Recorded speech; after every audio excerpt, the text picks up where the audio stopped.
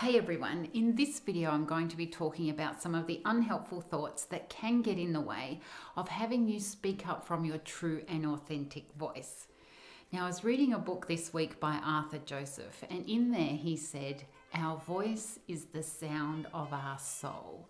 And I really love that because our voice is our expression. It's how we let people know what we're thinking on the inside and what we're feeling. And so it is the way that we can satisfy and really feed our soul. And so if we're not doing that, if we're not speaking up for ourselves from our true and authentic voice, then we can feel a little bit held back, a little bit like we're living under a bit of a rock. And that can be a problem when we're wanting to live a life where we experience real joy and belonging and connection, and where we have the types of relationships that we find really fulfilling. So when it comes to speaking up, there are really two ingredients that go into it. One is knowing what you want to say, so what it is that you're wanting to express. And the second one is speaking up and actually saying it. So on the board behind me, I've got what can actually get in the way of having us speak up from our true and authentic voice. And it's a combination of those two ingredients. So on the one hand, I've got on this side that we know what we want to say here in relation to what it is that's on our mind or how we're feeling, what it is that we're wanting to share with the world. But then the other option is that we don't actually know what we want to say, which is this option here. Now, that may sound a little bit counterintuitive, but what it is a kind of a feeling that, well, things aren't quite right. They're not quite how I'd like them to be, but I don't actually really know how to put that into words and how to express that. And so there's those two options there in terms of, what it is that we want to say, which is the first ingredient. Now, along the top here, I've got the saying it part. And today I'm talking about what gets in the way of having us speak up from our true and authentic voice. So I've got two options up there, which is that we don't speak up. So the first option is that we remain silent.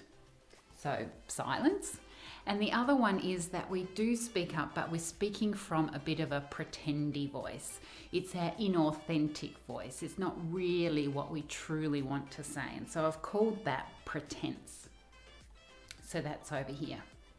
Now, when it comes to unhelpful thoughts that stop us, they can be a combination of those different ingredients. So I'm going to run through the four options. And of course, they're not all the options, but I think they're the main ones. And certainly in my experience, the ones that can stop us and hold us back.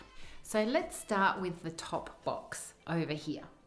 Now, this is the combination of we know what we want to say, but we're just not saying it. So we're remaining silent. And in there, I've got the word fear here.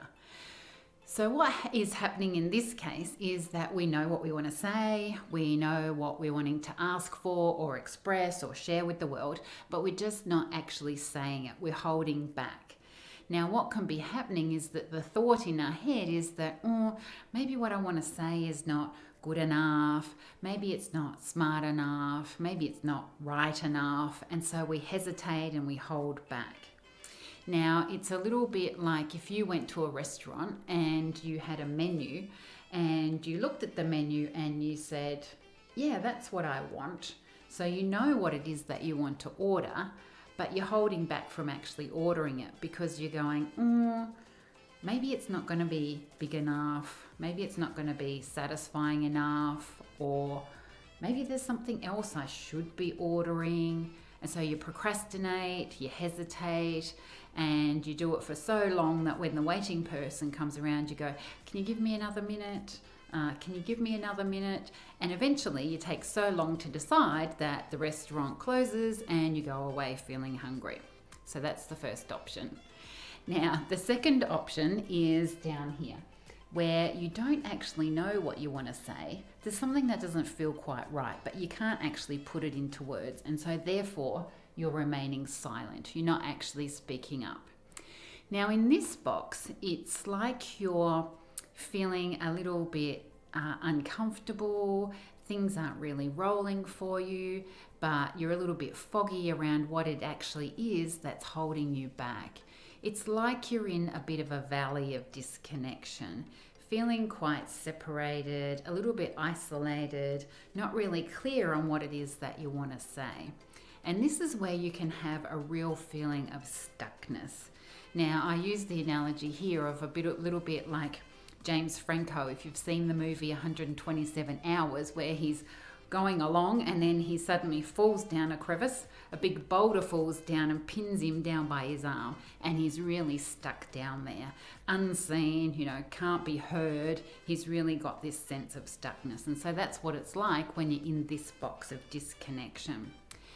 And so if you were going into a restaurant here and you were in this kind of box, in this disconnected sort of state, it would be as if you were looking at the menu and you couldn't really work out what it was that you liked. You didn't really know. Everything just looked a little bit foreign, and you couldn't really connect your hunger to the menu. And so you're taking so long to order that once again, the restaurant closes and you go away hungry. So that's that box.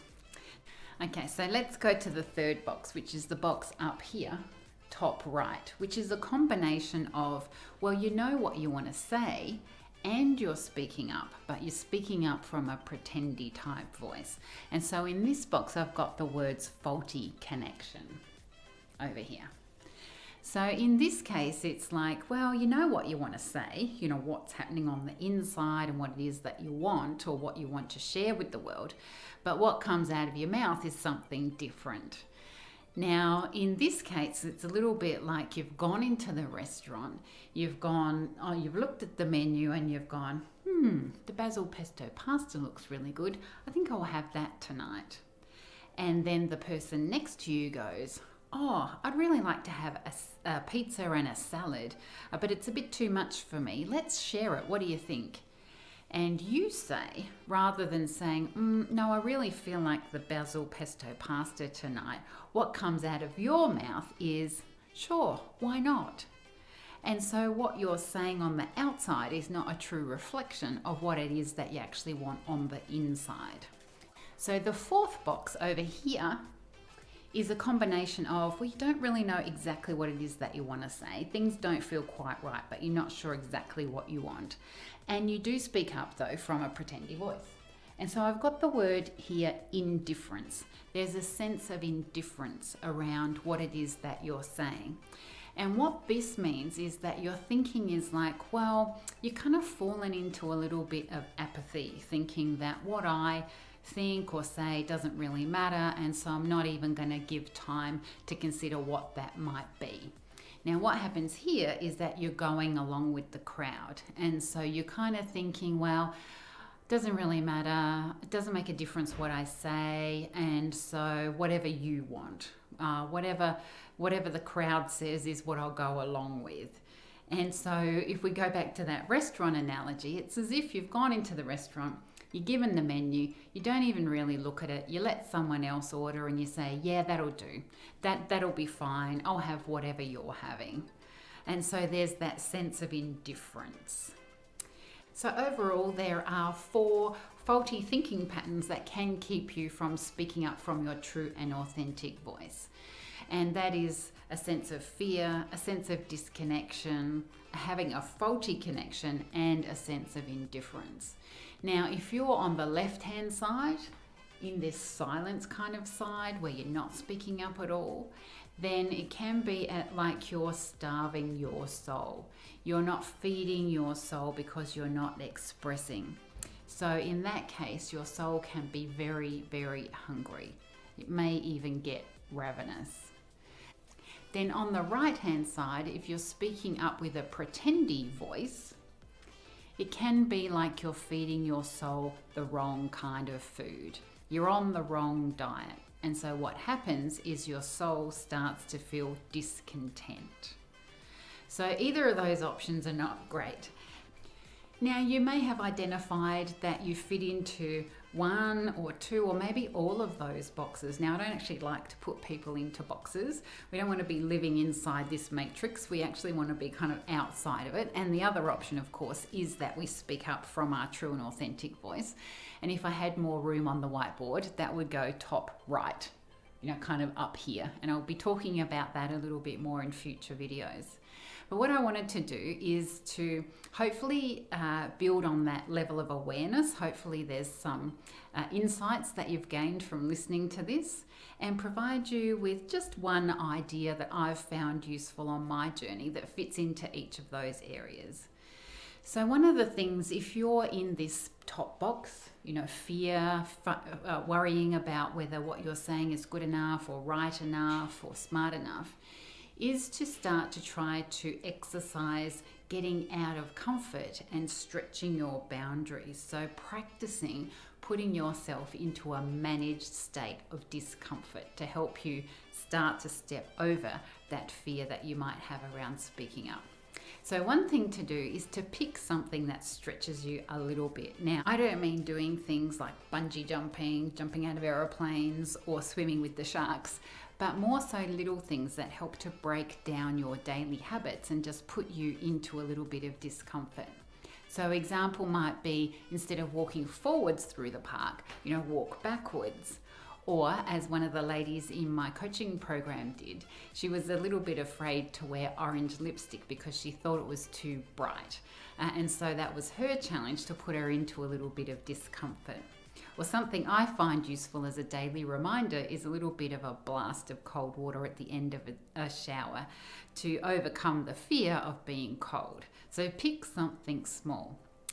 If you can relate to the area of disconnection where you're really just not sure what it is that you want to say, one thing to start is to begin to get to know yourself better. So sit down, do some self-reflection, ask yourself questions like, well, what is it that I really like to eat? What is it that I really like to wear?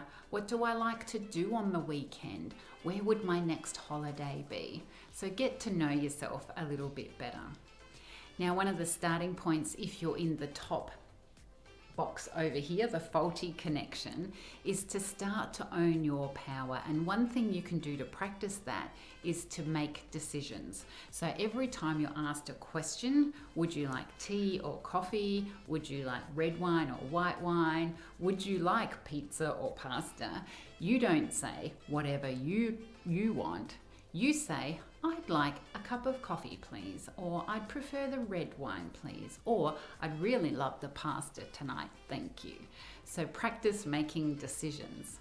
Now, if you have the thought pattern around indifference and that is stopping you from speaking up from your authentic voice, the thing to do there is to practice making a difference. So if you're held back by a sense of indifference, you may be someone that feels like it doesn't matter if you ring someone for their birthday, or it doesn't really make a difference if you do or don't send a thank you card to someone or acknowledge someone. So the thing to try there is to practice ringing someone for their birthday, sending that thank you card, ringing up to say hello, and seeing what kind of a difference that does actually make. So there's just 4 things to get you started toward taking action that can help you to start to speak up from your true and authentic voice.